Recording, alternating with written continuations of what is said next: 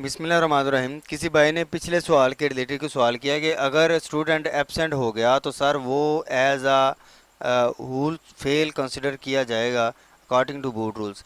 If he take readmission he will again fresh and take exam of improvement after completion of matric and inter. ये rules है? नहीं भाई, ये rule नहीं है।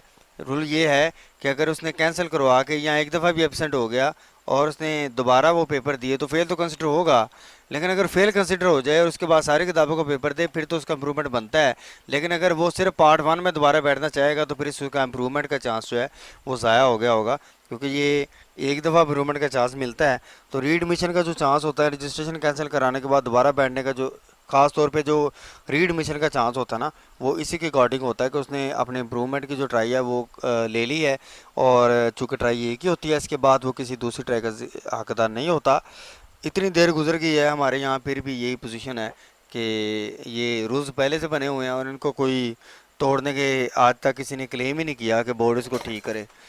तो ये था आज का जवाब, आज का क्वेश्चन, उसका जवाब। उम्मीद है आपको समझ आ गई होगी। गेम टेक वार आईटी की तरफ से पेश की गई इस तालीमी वीडियो को लाइक करें, शेयर करें, कमेंट करें इस पे, और हमारे साथ रहिएगा ताकि आपको मज़ीद ऐसी वीडियोस मिल सकें। चैनल को सब्सक्राइब करें। अस्सलाम वालेकुम रहमतुल्लाहि व बरकातहू।